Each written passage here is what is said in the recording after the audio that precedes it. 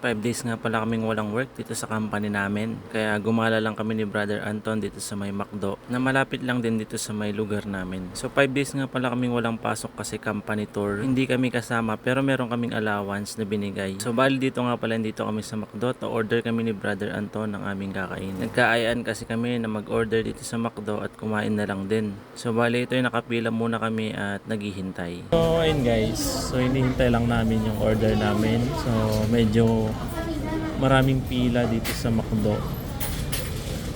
Kaya tamang antay lang kami dito.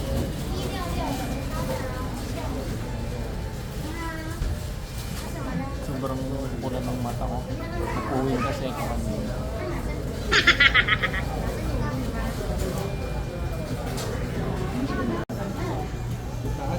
Oh. Taas tayo kakain? Dito na pag may bakante. So yun guys, gusto niyo pa sa taas kami kumain eh, kakain lang naman kami. Alam niyo na kung anong pakay nito, no? Tamang tawa lang, simple lang. Deserve daw niya kami mag-McDo. Kasi nga daw pagod kami. Saan tayo galing, tol? Saan tayo galing? I thank you po sa order, sir. So ayun guys, so deserve daw namin So bali dito nga pala mga kabayan ay naka-order na kami at kakain na din kami. So bali nag-order lang pala kami ng McDo burger tapos kape latte. So tara mga kabayan, samahan nyo muna kaming kumain.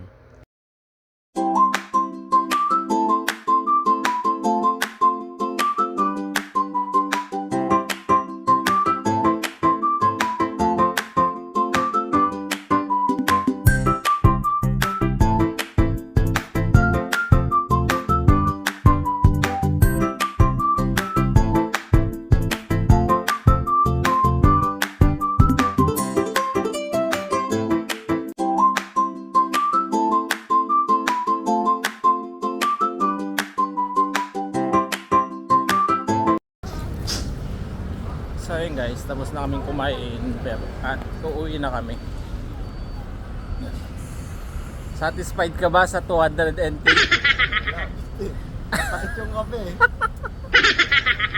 Mapait daw yung kape guys. Kaya sana nag 3-in-1 na lang kami. Ano masasabi mo, tol? Okay.